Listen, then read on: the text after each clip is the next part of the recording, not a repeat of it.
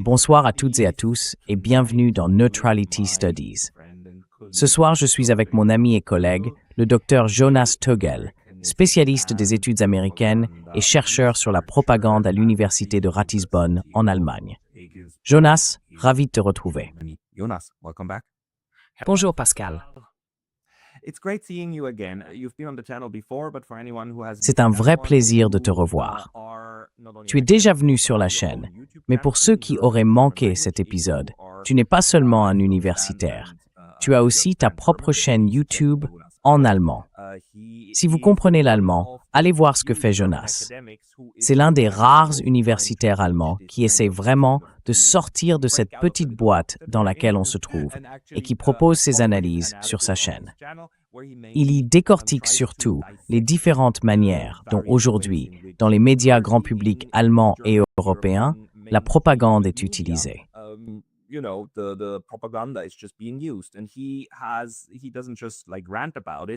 il ne se contente pas d'en parler avec passion. Il a vraiment une solide expérience sur le sujet. Il a écrit plusieurs livres, dont celui-ci. Le titre est en allemand et il se traduit par « Guerre cognitive ». Dans cet ouvrage, Jonas analyse, et on en avait déjà parlé lors d'une de nos précédentes discussions, comment l'OTAN utilise et se prépare à utiliser la guerre cognitive. Non seulement contre l'ennemi à l'étranger, mais aussi contre sa propre population, de l'intérieur. Et c'est sans doute la partie la plus inquiétante. Il écrit sur la propagande depuis un bon moment déjà, et je suis vraiment ravi de te retrouver aujourd'hui.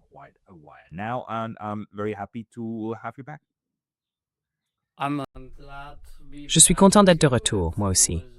C'est toujours un plaisir d'être sur ta chaîne, Pascal. Alors, parlons un peu de ce qui se passe vraiment en Europe. Parce que vous savez, j'ai reçu pas mal de messages, j'ai eu beaucoup de discussions ces derniers temps sur cette espèce d'euphorie de guerre, surtout en Allemagne, qui ne fait qu'empirer. Et le récit médiatique autour d'une guerre imminente avec la Russie devient de plus en plus alarmant. Ce qui est encore plus inquiétant, c'est que je viens d'avoir une discussion avec Stanislav Krapivnik, qui disait que les Russes, maintenant, croient les Allemands et qu'eux aussi se préparent à la guerre. On se dirige donc vers une prophétie autoréalisatrice. Est-ce que vous pouvez nous dire un peu où en est l'Allemagne dans cette course effrénée vers la guerre?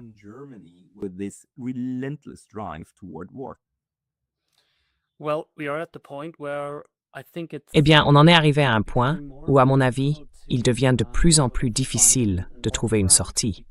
Parce que le récit qui s'est construit ces dernières années, celui qui soutient cette guerre, est à la fois très simple et très dangereux.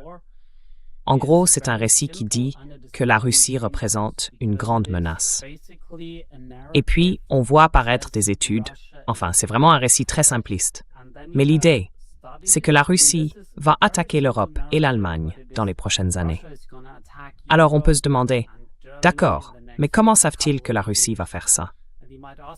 Et si la Russie est si puissante, pourquoi attendrait-elle qu'on se prépare pendant quelques années? Et puis, une fois qu'on est prêt, les Russes attaqueraient.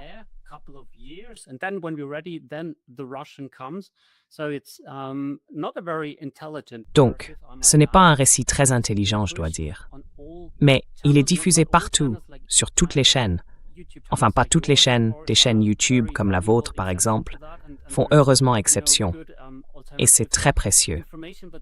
Il existe de bonnes sources d'informations alternatives, mais elles ne touchent pas la majorité des gens. Du coup, on voit ce récit se construire, et on se retrouve à devoir le défendre. Et maintenant, ce qu'on observe, c'est que la militarisation dont vous parliez tout à l'heure s'infiltre un peu partout dans la société. C'est un peu comme avec le Covid-19. On disait, bon, il faut combattre ce virus. Les écoles doivent le combattre. Il faut le combattre à la maison, au travail. Toute la société, en fait, devait se mettre en ordre de bataille, se préparer à cette lutte contre le Covid.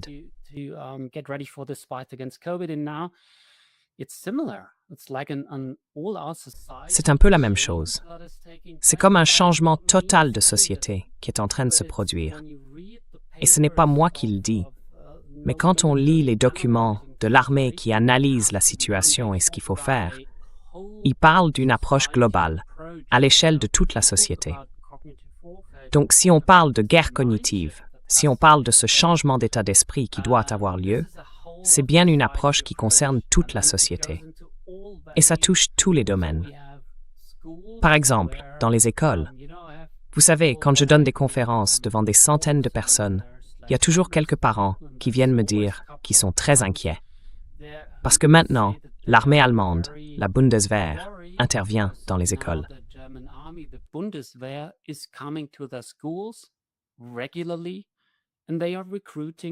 Et ils recrutent des jeunes, tu vois, des collégiens, des gamins de 14, 15, 16 ans, parce qu'ils leur racontent une histoire. Ils leur disent que c'est plutôt cool d'aller à la Bundeswehr, qu'ils ont des chars impressionnants et qu'on peut les visiter. Ils organisent des journées portes ouvertes où tu peux aller à la Bundeswehr, t'asseoir dans les chars, les avions, tout ça. C'est un peu comme les scouts. On s'amuse, on découvre.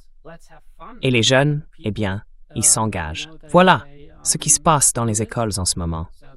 On diffuse un discours officiel, et tout ce qui entre en contradiction avec ce discours est aussitôt qualifié de théorie du complot et doit être rejeté.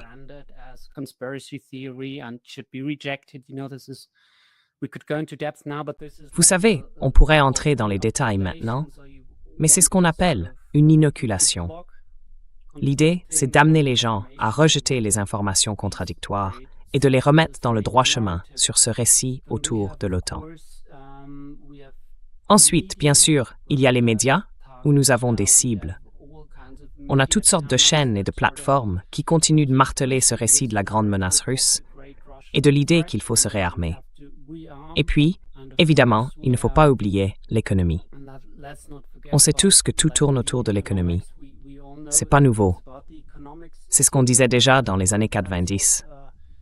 Et aujourd'hui, clairement, l'économie est en train de dégringoler.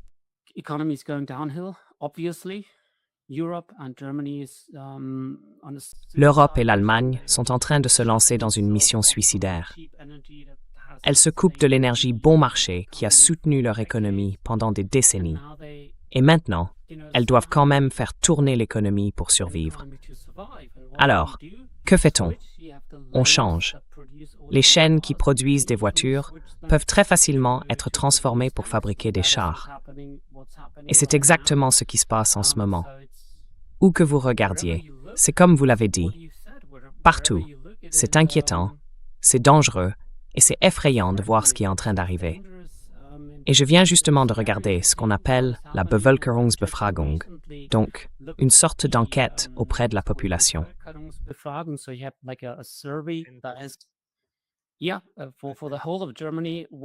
Oui, pour toute l'Allemagne, venant de l'armée allemande, de la Bundeswehr. Et ils ont découvert, enfin, d'abord, ils savent, et ils le disent très clairement, on a besoin de cette perception de la menace russe. C'est vraiment au cœur de tout le changement en cours. Il faut que les gens croient que la Russie représente une grande menace. Ils l'écrivent noir sur blanc.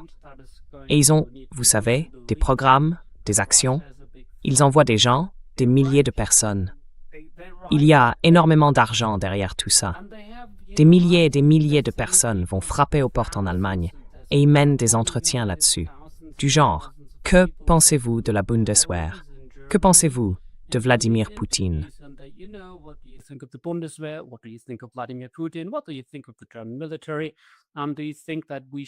Que pensez-vous de l'armée allemande? Est-ce que vous pensez qu'on devrait se réarmer? Est-ce que les dépenses de défense sont une bonne idée? En gros, on a posé environ 300 questions et les résultats ont été publiés dans un rapport. Et ce qu'ils ont découvert, c'est que le changement d'état d'esprit fonctionne. Environ 80%, oui, 8 personnes sur 10 en Allemagne, considèrent que la Bundeswehr est une institution très précieuse et respectée. Et à peu près 2 tiers, donc entre 60 et 70% des Allemands, sont convaincus qu'il existe une grande menace russe, contre laquelle il faut se réarmer, se préparer, se défendre, et même adapter notre société pour ne pas être submergé par la Russie.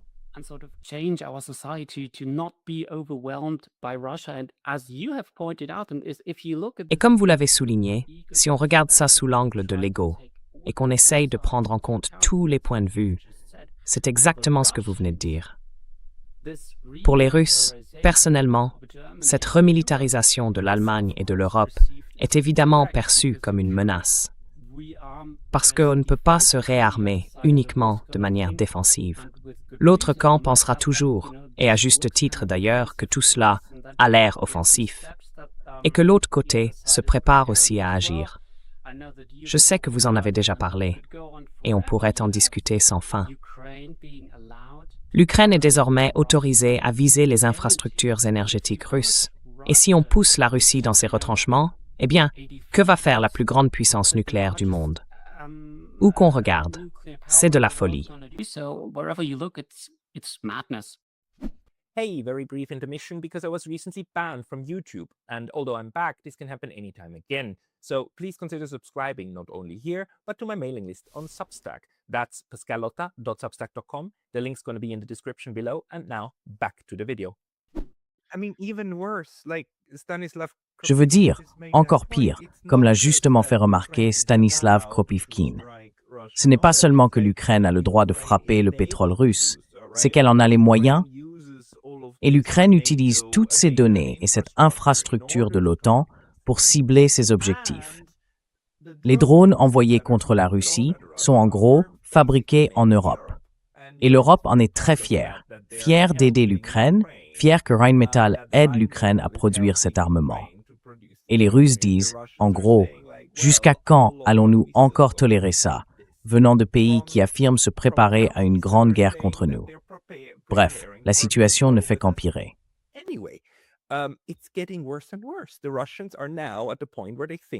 Les Russes en sont maintenant au point où ils réfléchissent à ce qu'ils vont frapper en Europe.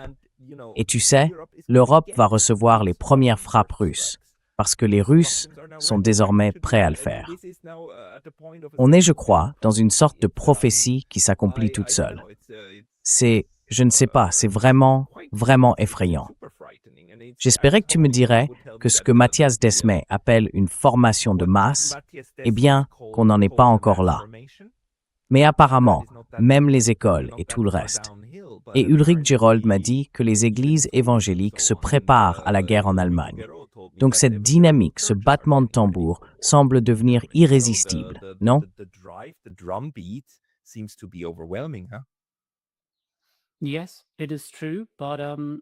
Oui, c'est vrai. Mais je tiens à souligner qu'au bout du compte, ce sont toujours les gens qui font la différence. Le cœur et l'esprit des populations, et ça, l'armée le sait très bien, c'est le nouveau champ de bataille du futur. C'est pour ça qu'on parle aujourd'hui de guerre cognitive. C'est pour ça qu'aux États-Unis, on parle de guerre de 5e génération. Ce sont des programmes similaires qui visent tous à modifier la perception que les gens ont de la réalité. Et tout ça devient de plus en plus basé sur l'intelligence artificielle, alimentée par elle, avec des récits automatiques qui se créent, des contenus qui circulent, qui inondent les réseaux sociaux et tout ce qui va avec. Mais il ne faut pas oublier, et c'est ma conviction, qu'au fond, les gens ne veulent pas la guerre. La majorité n'en a jamais tiré le moindre bénéfice.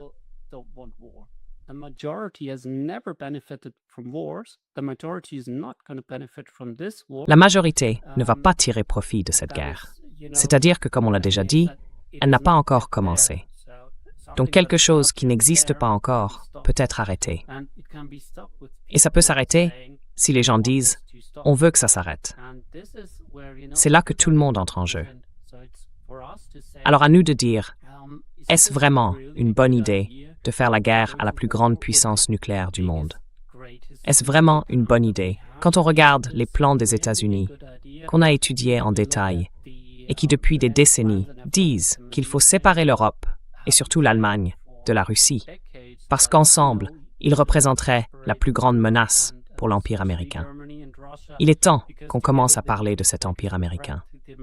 Prenons un instant pour y réfléchir.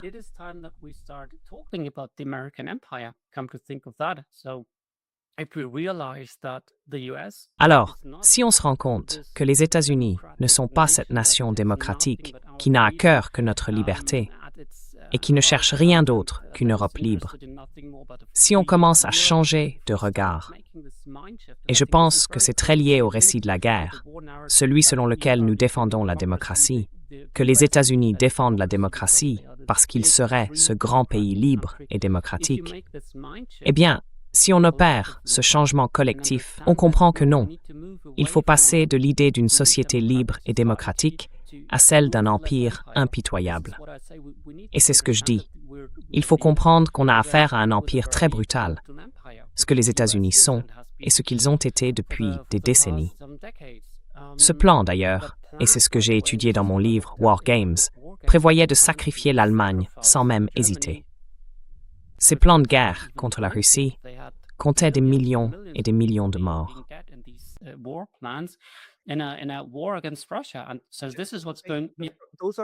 Donc voilà ce qui se passe. Ce sont les vrais jeux de guerre, les vrais plans militaires que l'OTAN met en place et qu'ils utilisent dans leurs exercices, tu vois, dans leurs petits groupes de planification. C'est de ça que tu parles. C'est pas quelque chose de caché ou de secret. Non, ce sont vraiment les scénarios qu'ils publient ensuite. Du genre, voilà ce qui est ressorti de ce jeu de guerre. Et ainsi de suite. Et le fait de sacrifier des millions de personnes en Allemagne, ça c'est juste un des scénarios, n'est-ce pas?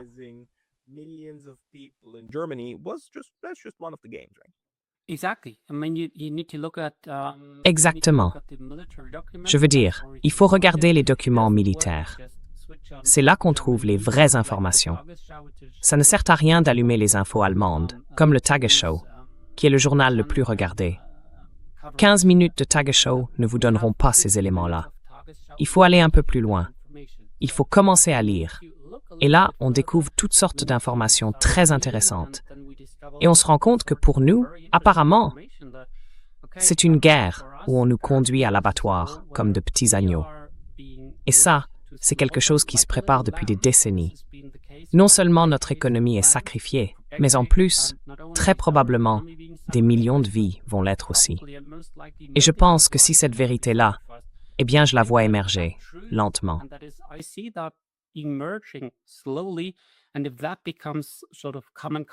si ça devenait une sorte de conscience commune, une conscience mondiale, si les gens prenaient vraiment conscience de ça, alors on aurait une vraie chance d'arrêter tout ça.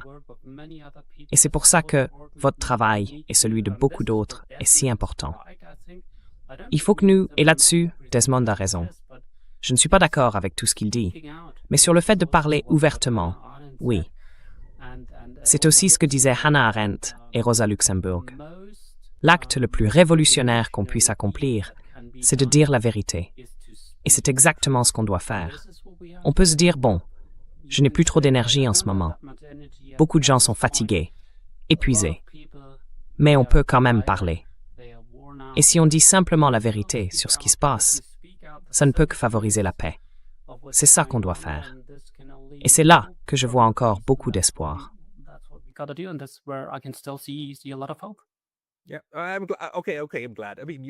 Oui, ça va. Oui, je suis content. Enfin, tu fais partie des optimistes. Et franchement, j'en croise pas beaucoup en ce moment. Mais je partage ton point de vue, parce qu'il faut vraiment qu'on trouve comment arrêter ça. On ne peut pas être en train de le refaire pour la 3e fois en 100 ans. Mais je voulais aller un peu plus loin avec ça. Oui, il y a de la résistance, c'est vrai. Aussi sur Twitter, et même du côté des militants dans les écoles. En Allemagne, il y a pas mal d'élèves qui protestent contre tout ça, avec des slogans du genre « Va mourir toi-même, Monsieur Merz ». Certains ont même été arrêtés ou sanctionnés par leurs établissements. Tu peux nous parler un peu de la jeunesse. Où est-ce que tu situes les jeunes, disons entre 16 et 20 ans, dans le débat public? Surtout dans les médias alternatifs, où on voit peut-être un peu plus de choses émerger que dans le Tagesschau.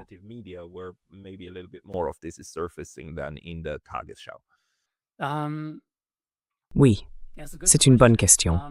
D'après ce que j'entends, les jeunes d'aujourd'hui ne sont pas vraiment enclins à s'engager, ni à rejoindre cette espèce d'enthousiasme pour la guerre qu'on essaye clairement de promouvoir. Les présentateurs de journaux les critiquent en disant que les jeunes ne veulent plus aller à la Bundeswehr. Qu'est-ce qui leur arrive? pourquoi serait-il si égoïste? C'est un peu ce qu'on entend dans les médias, non?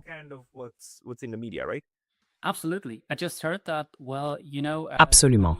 Je viens d'apprendre que, eh bien, vous savez, quand on a 18 ans et qu'on est un garçon en Allemagne, on doit transmettre ces données à la Bundeswehr. Il faut remplir une sorte de formulaire et voilà, donner ces informations. Ce n'est pas vraiment s'engager, mais c'est une manière de dire qui on est, quels sont nos centres d'intérêt, ce genre de choses. Et d'après ce que j'ai entendu, au moins un tiers, il y a eu des rapports la semaine dernière, un tiers, mon Dieu, n'a pas rempli ce formulaire.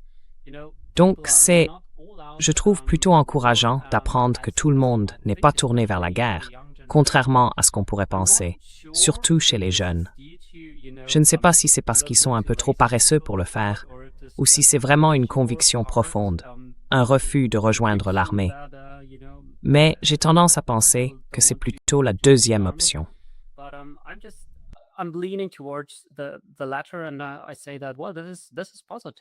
Et moi je dis que, eh bien, c'est positif. Et c'est ce qu'il faut encourager. Franchement, c'est du bon sens. C'est juste du bon sens de dire ça. Est-ce que j'ai envie d'être sacrifié? Les guerres, c'est toujours pour très peu de gens. Quelques riches qui deviennent encore plus riches, pendant que des millions d'autres meurent. Et vous avez Ursula von der Leyen, par exemple, qui pousse à cette guerre avec des milliards et des milliards d'euros qu'elle promet, alors qu'elle n'en a même pas le droit. Et il faut savoir que Ursula von der Leyen, elle a 7 enfants. D'accord? 7 enfants.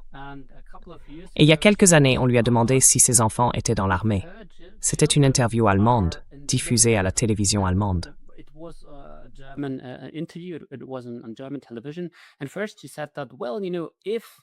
D'abord, elle a dit que, eh bien, vous savez, si mes enfants étaient dans l'armée, je subirais le même sort que toutes les autres mères. Que j'aurais peur pour eux, que je m'inquiéterais pour eux, et que s'ils partaient au combat, je serais tellement effrayée, et tout ça. Et puis la question suivante a été, vous avez 7 enfants, est-ce qu'ils sont dans l'armée? Et là, elle a juste répondu non, en riant. Et je pense que tout est dit. Leurs enfants à eux, ils ne les envoient pas. Ce sont les plus pauvres qui envoient les leurs. Et moi, je dis que les plus pauvres doivent comprendre que ce n'est pas dans leur intérêt. Alors oui, arrêtons ça.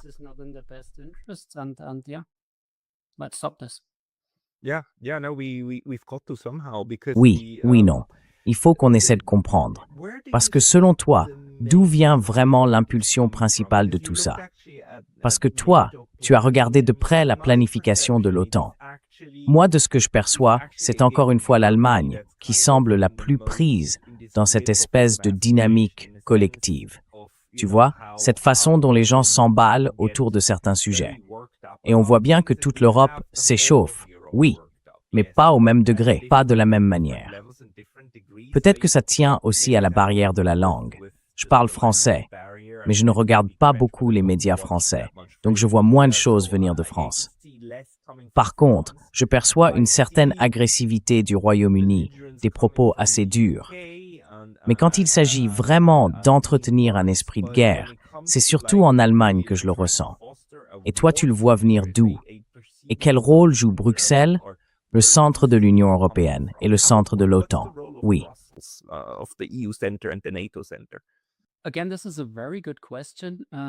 Encore une fois, c'est une très bonne question.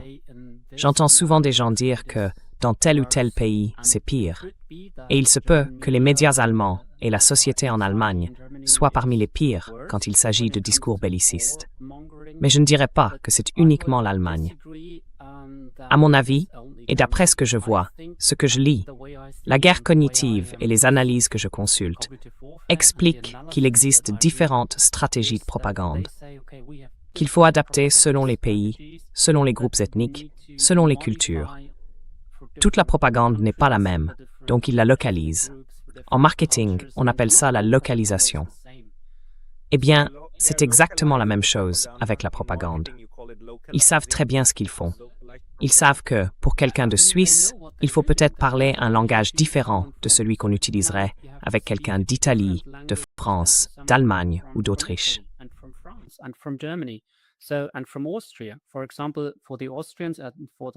Par exemple, pour les Autrichiens et pour les Suisses, il faut leur dire que, vous savez, on maintient la neutralité, parce que c'est quelque chose d'important pour eux. Oui, c'est d'ailleurs votre domaine d'expertise. Mais je pense qu'on peut s'accorder sur le fait que, même dans ces pays, la neutralité, c'est peut-être l'étiquette qu'on met sur la politique, mais ce n'est pas vraiment ce qui se passe aujourd'hui. Prenons l'Autriche, par exemple. On sait qu'il y a énormément de trains remplis d'armes qui partent vers l'Ukraine, parce que l'Autriche est un pays clé pour le transit, pour le passage des armes. Donc clairement, ce n'est pas neutre. Et pour la Suisse, je sais qu'il y a aussi un certain soutien à la guerre. Je ne sais pas si vous êtes d'accord ou pas, mais la Suisse n'est pas totalement neutre quand il s'agit de la Russie.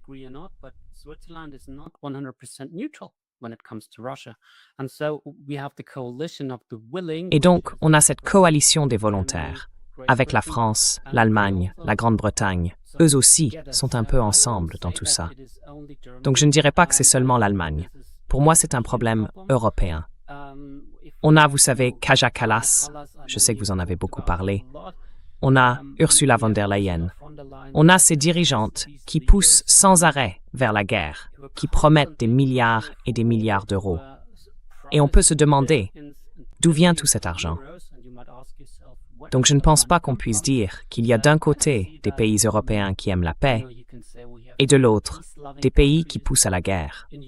Malheureusement, je ne vois pas les choses comme ça. Je dirais que les Européens sont tous dans le même bateau. Ils sont, disons, poussés par les Américains qui leur disent « c'est votre guerre ». Et ça, c'est la nouvelle histoire de Donald Trump.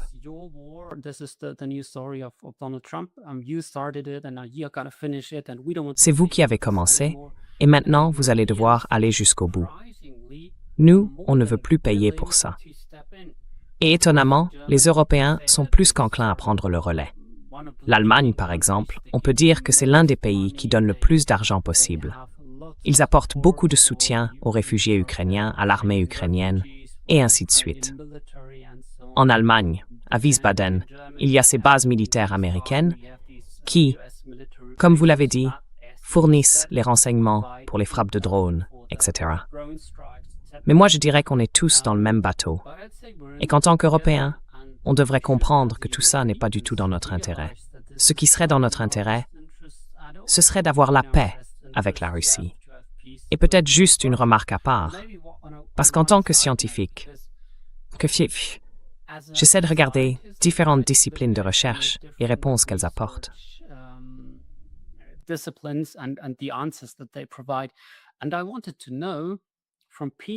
je voulais savoir, du côté de la recherche sur la paix, qui est selon moi l'un des domaines les plus importants aujourd'hui, ce qu'il propose. Et puis, il faut garder à l'esprit que nous avons par exemple Marie-Agnès Strack-Zimmermann. C'est une politicienne allemande qui a déclaré sur une chaîne autrichienne que Vladimir Poutine avait tué des centaines de millions de personnes. Elle l'a vraiment dit. Et elle a aussi affirmé que l'Ukraine soutenait et nourrissait 70 milliards de personnes à travers la planète. C'est quand même une performance quand on sait qu'il y a environ 8 milliards et demi d'habitants sur Terre et que selon elle, l'Ukraine en nourrirait 70 milliards. Donc voilà, on a tout ça. On a Kaja Kallas, on a Ursula von der Leyen, et ainsi de suite.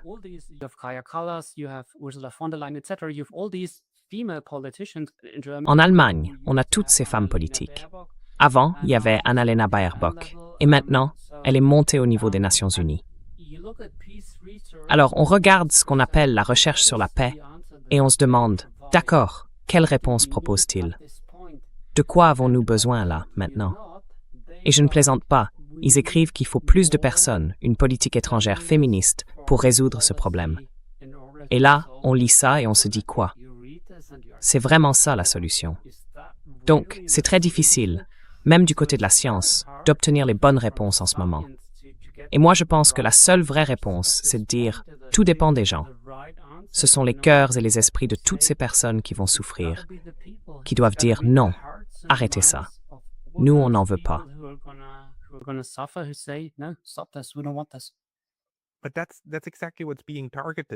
Mais c'est exactement ça qui est visé.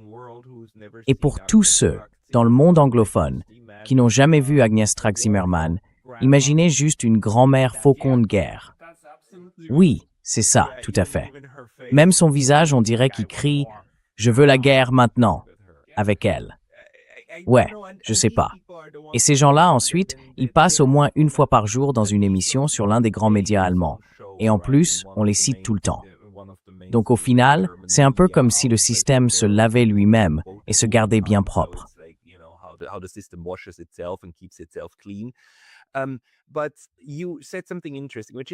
Mais vous avez dit quelque chose d'intéressant tout à l'heure. Vous avez parlé de la nécessité de créer une nouvelle façon de penser. Vous avez appelé ça un changement de mentalité ou une relecture de ce que sont vraiment les États-Unis. On nous a toujours présenté ce pays comme le symbole de la liberté, de la démocratie, des droits et de toutes ces belles valeurs qu'on nous a servies pendant des décennies. Mais en réalité, c'est un empire qui refuse de lâcher prise, n'est-ce pas?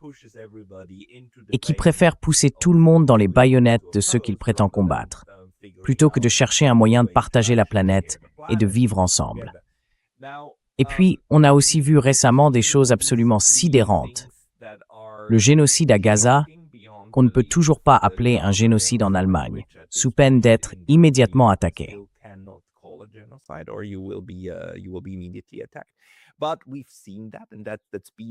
Mais on a vu ça, c'est passé à la télé. On a aussi vu comment les États-Unis et Israël ont attaqué ensemble l'Iran. Et personne, même pas en Allemagne, ne se demande si c'est une violation du droit international ou pas. La seule chose dont j'ai entendu parler en Allemagne, c'est de savoir si l'Iran a le droit de se cacher derrière le droit international. C'est ce genre de discours que j'ai vu. Mais la réalité, à ce stade, la réalité de la violence absolue de l'Empire et de son empire étendu, est-ce que ça ne commence pas à faire son chemin? Ou bien, comment cette réalité est-elle reformulée, retravaillée à l'intérieur de l'Europe?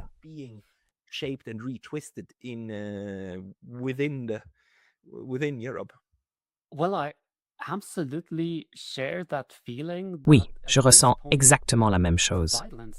À ce stade, la violence est tellement évidente qu'on se dit que les gens devraient enfin se réveiller. Je veux dire, on a un président américain qui, avec Israël, commence à bombarder un autre pays, sans aucune provocation, totalement illégalement.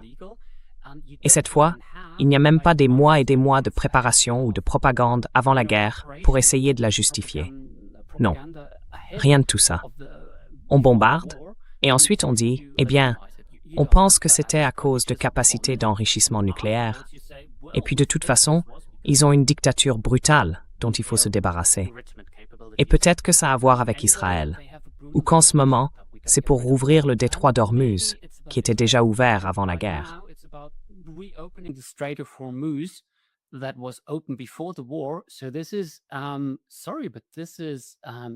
Donc ça, désolé, mais c'est idiot.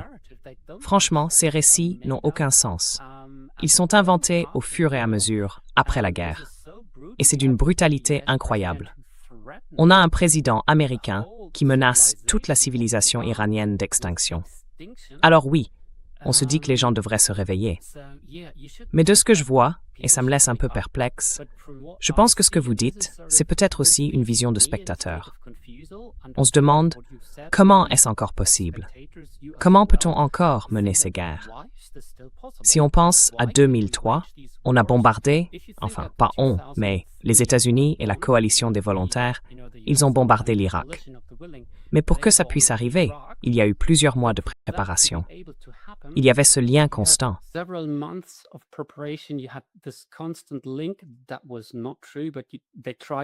Ce n'était pas vrai.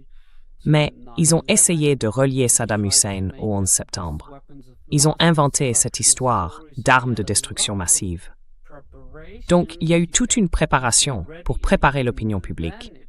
Et même à ce moment-là, c'était évident que c'était une guerre d'agression illégale, que les États-Unis n'avaient aucun droit de bombarder l'Irak, tout comme les États-Unis et Israël n'ont aucun droit de bombarder l'Iran. Et n'oublions pas le Liban. En 2003, il y avait des millions et des millions de manifestants dans le monde entier, dans les rues, qui disaient « Nous voulons la paix ». Ils brandissaient des pancartes disant que Bush devait démissionner, qu'il était un criminel de guerre, et ainsi de suite. Et aujourd'hui, il n'y a pas des millions et des millions de personnes dans les rues, ni en Allemagne, ni ailleurs, qui disent cela. On voit seulement ces manifestations où les gens disent « apparemment, pas de roi ou pas de roi ».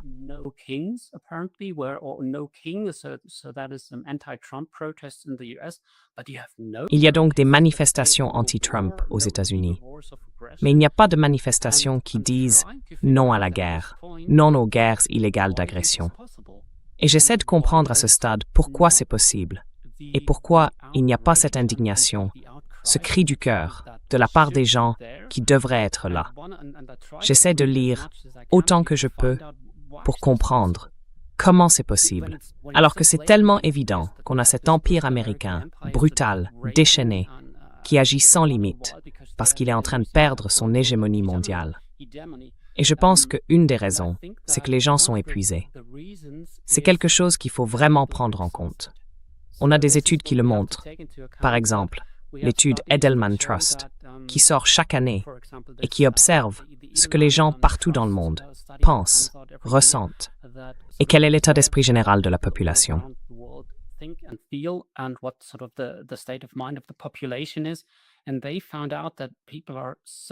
Ils ont découvert que les gens sont tellement épuisés qu'à ce stade, ils se replient simplement dans, vous savez, leur petit espace privé. Ils passent la plupart du temps devant l'ordinateur, ils voient seulement quelques personnes. Les gens sont très seuls en ce moment. Oui, les gens sont épuisés. On a traversé tellement de crises. Il y a eu le COVID, qui a laissé les gens dévastés. Ensuite, il y a eu l'Ukraine, juste après. Maintenant, c'est l'Iran. On a eu la crise du pétrole, le chômage qui augmente, la crise des réfugiés. Il se passe tellement de choses. La monnaie qui perd sa valeur, et j'en passe. Donc je pense que les gens sont submergés. Et ce n'est vraiment pas un bon point de départ pour un mouvement pour la paix fort et bruyant.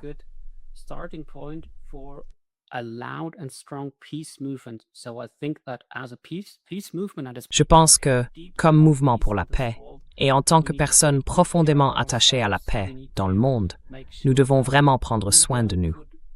Il faut veiller à ne pas nous imposer plus de travail que ce que nous pouvons réellement supporter. Il faut passer du temps avec des gens bienveillants, avec nos proches, et il faut choisir nos combats avec soin pour ne pas nous épuiser. Parce qu'en ce moment, l'épuisement est un vrai problème.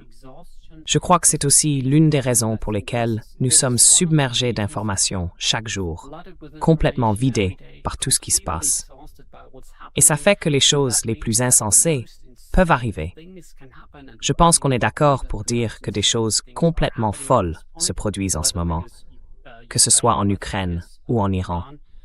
Et elles ne rencontrent pas autant de résistance qu'on pourrait s'y attendre.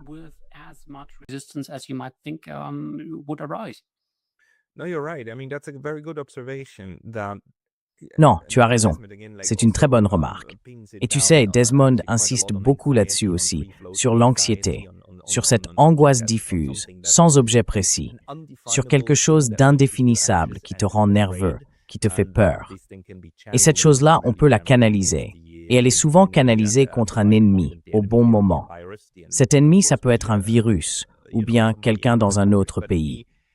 Mais il y a aussi cette idée d'être submergé, et que le fait de prendre soin de soi, de faire une pause, d'arrêter un peu, de consommer des médias, ça peut t'aider à redémarrer, à retrouver un peu de recul aussi. C'est un très bon point.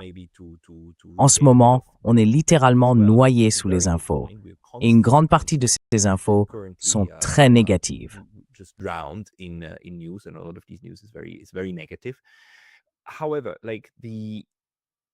Mais enfin, l'autre aspect de tout ça, c'est aussi que pendant les 20 dernières années, et je dois dire, en 2003, il y a quand même eu un point positif. L'Allemagne a dit non. L'Allemagne n'a pas participé. Elle a dit « Nous ne faisons pas partie de ça. Non, c'est une erreur. La guerre en Irak est une erreur. » Et elle s'y est opposée. Et je pense que les États-Unis n'ont jamais vraiment pardonné à l'Allemagne cet acte d'insoumission. Aujourd'hui, l'Allemagne est dans une situation complètement différente, non? En gros, On peut critiquer Donald Trump autant qu'on veut, même en Suisse d'ailleurs. Mais on ne peut pas vraiment critiquer la politique étrangère américaine quand il s'agit de faire la guerre. Et je veux dire, regardez la manière dont l'Europe défend en réalité le droit des États-Unis et d'Israël d'attaquer l'Iran.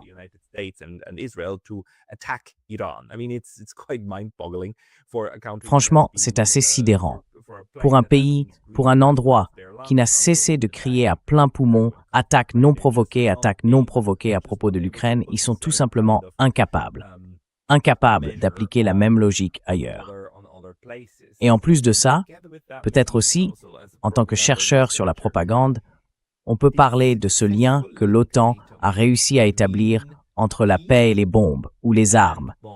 Vous savez, cette idée que cette fois, on défend la paix par les armes, parce que Hitler, comme tout le monde le sait, serait aujourd'hui au Kremlin, n'est-ce pas? Donc si on veut vraiment chercher la paix, il faudrait faire comme les puissances alliées pendant la dernière Grande Guerre et s'armer contre le nouveau Hitler. Est-ce que vous pourriez parler un peu de cet aspect-là, de la façon dont le mouvement pour la paix a été affaibli?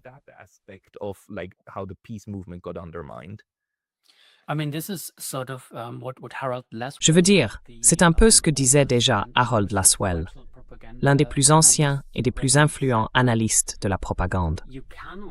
Il expliquait qu'on ne peut pas dire qu'on veut la guerre. Parce que si on veut mener une guerre, il faut toujours prétendre qu'on ne fait que se défendre contre un ennemi malfaisant, prêt à nous attaquer. Donc il faut présenter chaque guerre menée depuis des centaines d'années, peut-être même des milliers, comme une guerre défensive contre un ennemi impitoyable et brutal. Et on retrouve toujours ces histoires très simples qu'on raconte au public. Par exemple, si on remonte à la Première Guerre mondiale, on voit à quel point ces récits ressemblent à ceux qu'on entend aujourd'hui.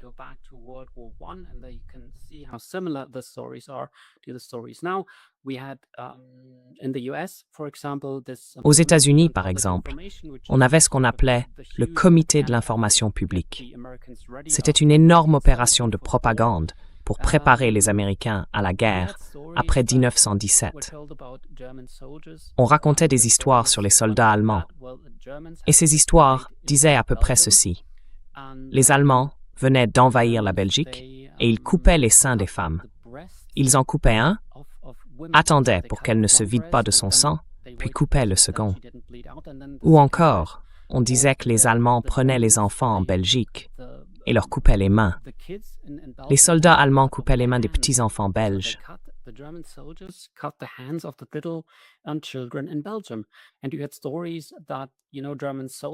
Et on racontait des histoires où, soi-disant, des soldats allemands donnaient à un groupe d'enfants belges une grenade en retirant la goupille avant de la leur passer, puis ils attendaient que... Bon, je vais m'arrêter là.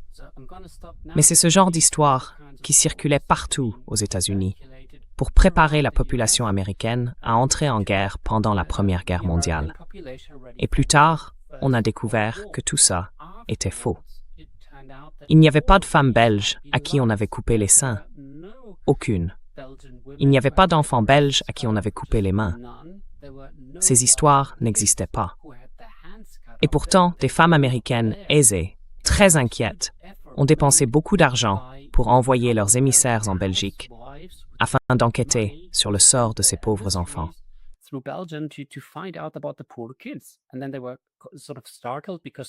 Et puis ils ont été un peu surpris parce qu'ils n'arrivaient pas à les retrouver. Et cette histoire avec les enfants et la grenade, c'était tellement absurde que ça aurait presque pu faire tomber le masque de tous ces mensonges. Mais, tu vois, les médias, eux, restaient alignés et ils continuaient à répéter ces mensonges. Et aujourd'hui, on voit des récits très, très similaires. Et ça aussi, c'est exactement ce dont on a déjà parlé. On en est à un point où on pourrait se dire, bon, on a Internet, on a accès à toutes sortes d'informations, tout est disponible maintenant. On peut regarder les études sur la neutralité de Pascal Lotaz, on peut aller sur YouTube, on peut regarder ma chaîne si on veut, et plein d'autres chaînes qui existent.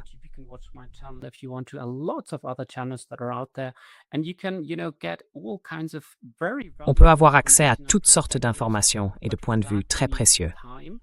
Mais pour ça, il faut du temps. Il faut savoir que ces canaux existent et il faut pouvoir concentrer son attention.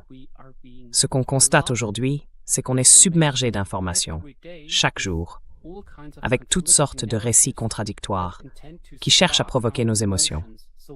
On voit circuler beaucoup de récits qui attisent soit la peur, soit la colère, soit le dégoût, ou d'autres émotions encore, ces messages de choc.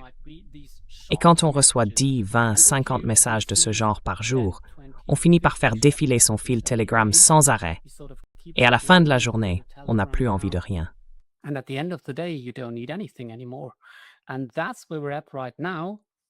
Et c'est là où on en est aujourd'hui, soutenu bien sûr par l'intelligence artificielle. Les gens sont submergés par toutes sortes d'informations, ce qui nous ramène à ce qu'on disait tout à l'heure. Pourquoi est-ce possible que les États-Unis et Israël aient bombardé un pays souverain sans qu'on parle d'une guerre illégale d'agression? Parce que ça n'a plus d'importance. Les faits n'ont plus d'importance. On est noyé sous un flot d'informations. Et je peux le montrer, je connais les documents qui disent « inonder la zone ». Inonder la zone, c'est une stratégie. La zone, c'est les réseaux sociaux. Tout l'espace de l'information. On balance tellement de déchets là-dedans que les gens finissent par être dépassés. Et ce qui reste, et c'est très important de le comprendre, ce sont les récits les plus simples, les plus basiques. Qui sont les gentils, qui sont les méchants?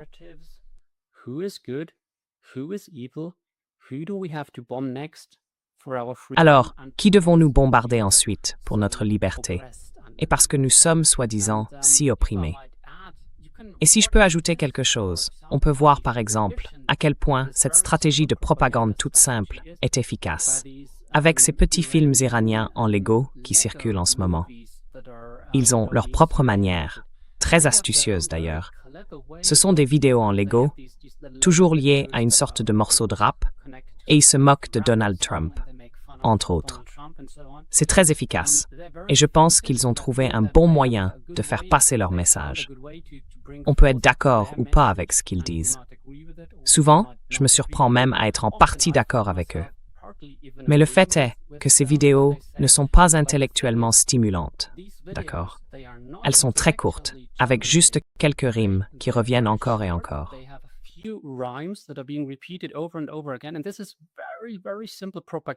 Et ça, c'est une propagande très très simple, qui remonte, si on regarde les affiches qu'on collait pendant la Première Guerre mondiale, à ce même niveau-là. C'est Donald Trump qui disait, vous savez, il faut bombarder les mollahs. Et qu'est-ce qu'il disait? Une douleur à court terme pour un gain à long terme. C'est juste une petite phrase, reprise partout par les médias. Ça n'a aucun sens. Mais on en est là. On est tellement submergé qu'on s'accroche. Et les récits, les messages de propagande qui restent, deviennent de plus en plus stupides. Et on peut se demander pourquoi ça marche. Eh bien, parce que les gens sont dépassés. Ils ont trop d'informations, et c'est là qu'ils se raccrochent à des réactions très simples, très émotionnelles, qui sont aujourd'hui déclenchées de manière très professionnelle, je dois dire, mais aussi très bêtement. Et c'est là où on en est. Oui, mais vous savez. Yeah, but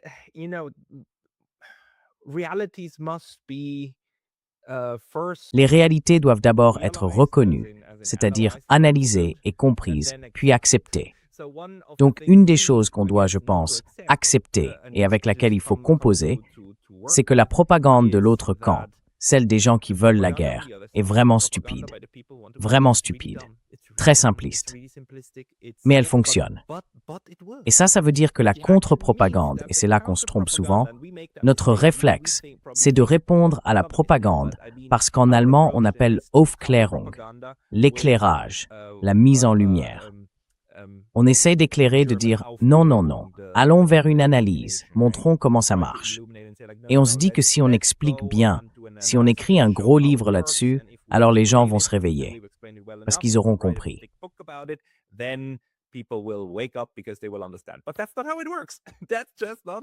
Mais ça marche pas comme ça.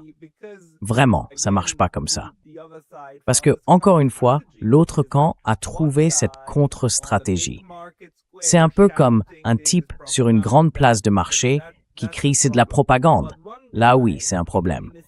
Mais si c'est un type au milieu d'une centaine d'autres, tous en train de crier des choses différentes, eh bien, ça n'a plus d'importance. On peut le laisser crier, parce que, franchement, il est presque attendrissant, non? Et c'est là qu'on en est. Mais les films Lego, eux, font l'inverse. Ils utilisent les mêmes stratégies, mais pour diffuser un contre-récit. Et artistiquement, c'est vraiment bien fait. En plus, ils le font avec une vraie bonne idée. J'ai d'ailleurs interviewé un des gars qui s'en occupe, il y a 2 jours à peine.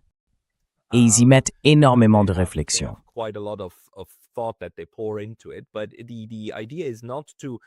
Mais l'idée, ce n'est pas d'arracher le voile de la propagande pour le dévoiler. L'idée, c'est d'utiliser la même méthode, mais dans l'autre sens, pour percer, pour fissurer la coquille, tu vois? Pour pouvoir dire, en gros, « Et au fait, il y a une autre façon de voir les choses. Et si on essayait de réfléchir autrement ?» Oui, c'est assez intéressant. Un peu déprimant aussi, pour des gens comme nous qui avons plutôt l'approche du « non, non, non, on va déconstruire le voile » et montrer comment ça fonctionne.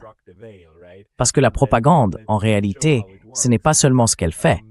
C'est aussi cette question de répétition, de rythme et de la manière dont on la découpe en petits morceaux pour l'analyser.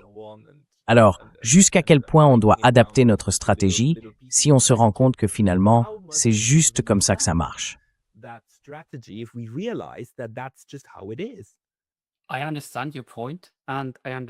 Je comprends votre point de vue.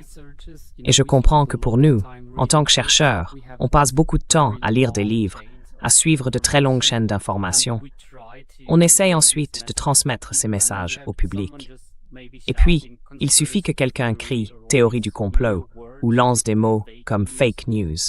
Ces 2 mots, à eux seuls, suffisent, pour certaines personnes au moins, à détruire une analyse longue, réfléchie et rigoureuse. Et là, comme vous venez de le dire, on peut se demander, est-ce qu'on ne devrait pas, nous aussi, recourir à la propagande, diffuser des petits extraits chargés d'émotions? Eh bien, je dirais non. On ne devrait pas, parce qu'il ne faut pas oublier une chose.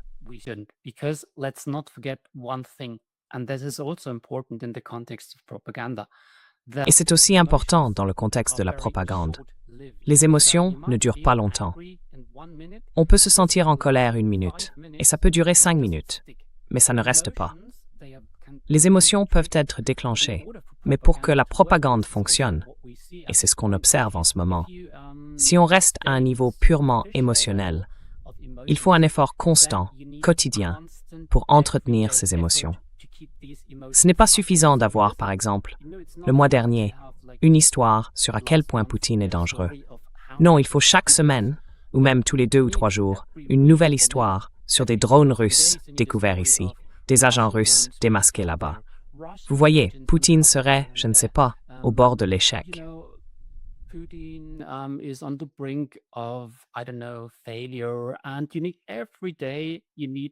Et chaque jour, il faut la répétition de ce que j'appellerais des opérations psychologiques.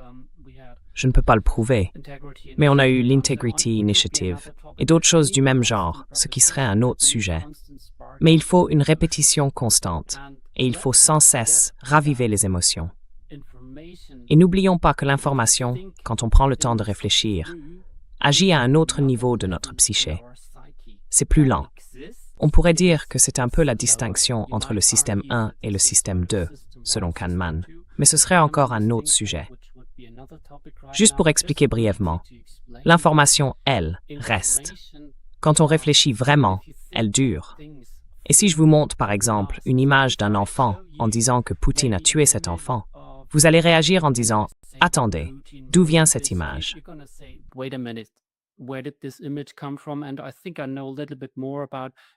Et je pense que je connais un peu mieux l'histoire de l'élargissement de l'OTAN et tout ça. Donc, je ne vais pas me laisser déclencher par un message du genre « Poutine a tué les bébés », qu'on voit circuler bien sûr. Stock Zimmerman a dit que Poutine, je crois, avait volé 700 000 enfants à leurs parents, et ainsi de suite. Donc si on a des informations solides et qu'on les garde en tête, on peut résister à ces pics émotionnels. C'est pour ça que notre travail, à mon avis, a de la valeur et qu'il est important aussi. Tout le monde ne va pas dire « je prends le temps », mais je pense qu'il devrait. Et c'est aussi pour ça qu'on doit continuer, parce qu'au fond, plus on en sait, plus il devient difficile de se laisser manipuler par ces messages émotionnels.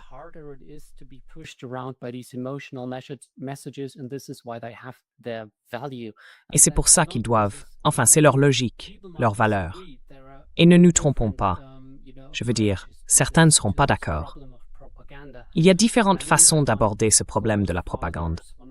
Je sais que l'un des parrains, l'un des fondateurs de la propagande moderne, Edward Bernays, le neveu de Sigmund Freud, avait toujours cette idée qu'on devait répondre à la propagande par encore plus de propagande. Par exemple, c'est lui qui a fait de la propagande pour les cigarettes, oui. Et il disait qu'après le dîner, il fallait fumer une cigarette, parce que ça nettoyait la bouche, que c'était bon pour la santé et que ça faisait moins grossir que de manger du chocolat. C'est comme ça qu'il a vendu les cigarettes.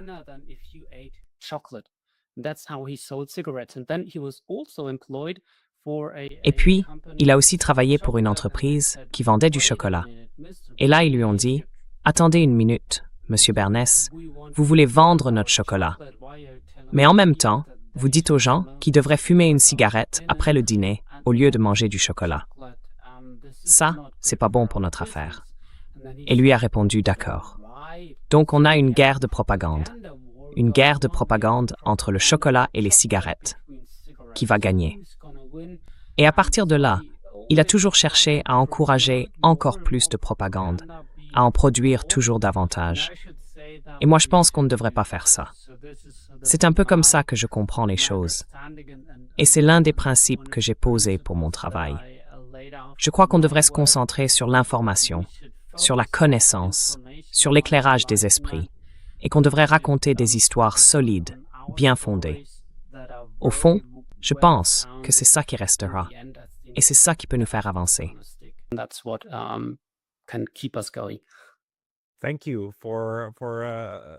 Merci pour ce plaidoyer en faveur de l'intégrité et de l'intégrité intellectuelle aussi, pour le fait de ne pas se compromettre. Je dois dire pourtant que j'ai appris à rendre mes miniatures beaucoup plus accrocheuses, parce que tout le monde dit qu'il n'aime pas le clickbait. On a l'impression d'être un peu infantilisé et tout ça, mais en même temps, ça marche toujours. C'est juste comme ça. Et je pense qu'on doit aussi se confronter à cette réalité dans ce qu'on fait, au moins pendant un certain temps. Mais peut-être que la vraie question, c'est quelle est la bonne stratégie?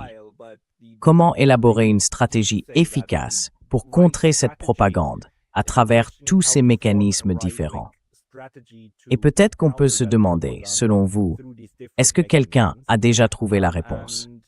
Est-ce qu'il y a un livre, par exemple, dont on pourrait dire « Oui, celui-là a trouvé la solution », une stratégie pour contrer la propagande, à la fois au niveau individuel et au niveau de la société?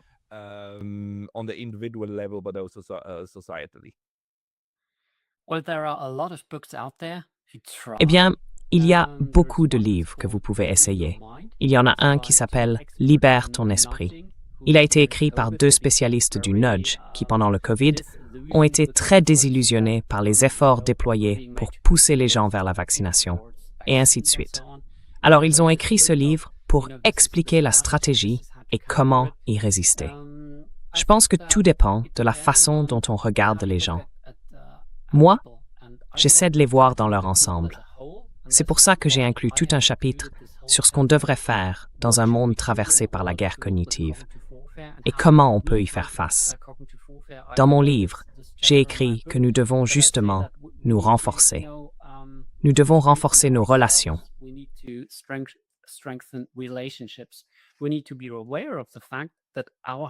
Il faut bien comprendre que nos cœurs et nos esprits sont au centre de ces techniques de guerre psychologique très modernes, très sophistiquées, et ce, tous les jours.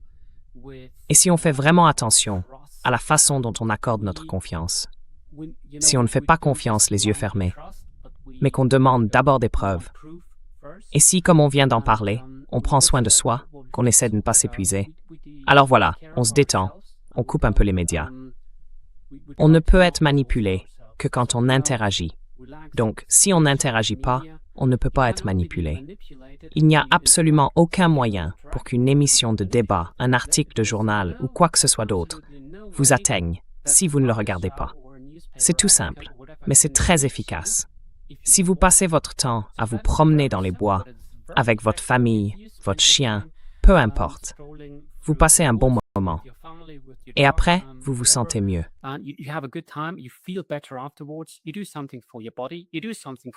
Tu fais quelque chose pour ton corps.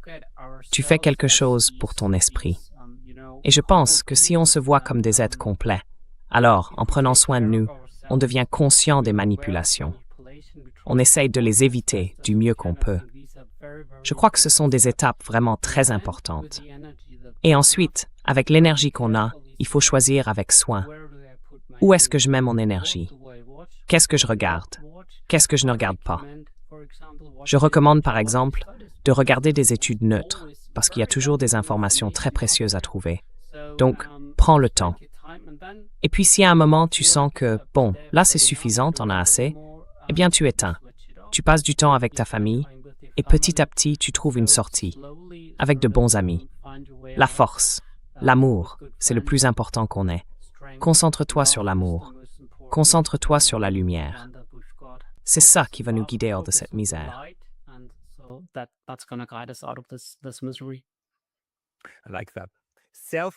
J'aime beaucoup cette idée. Le soin de soi, mesdames et messieurs, le soin de soi comme forme de résistance et aussi comme forme de force pourrait bien contrer une partie de ce que la société nous envoie en ce moment. Jonas, pour les gens qui voudraient lire davantage de tes textes, est-ce qu'il y a un endroit où tu publies quelque chose en anglais de temps en temps?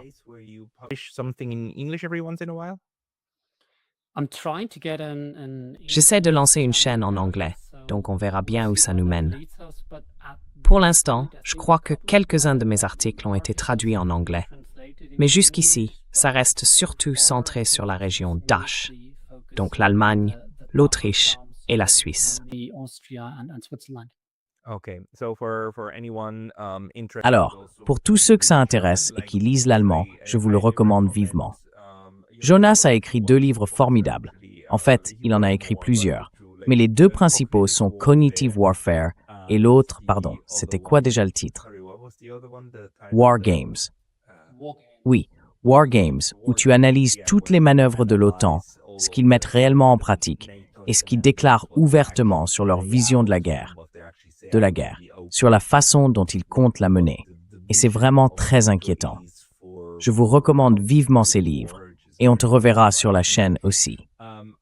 Jonas Tegel, merci beaucoup pour ton temps aujourd'hui. Merci Pascal.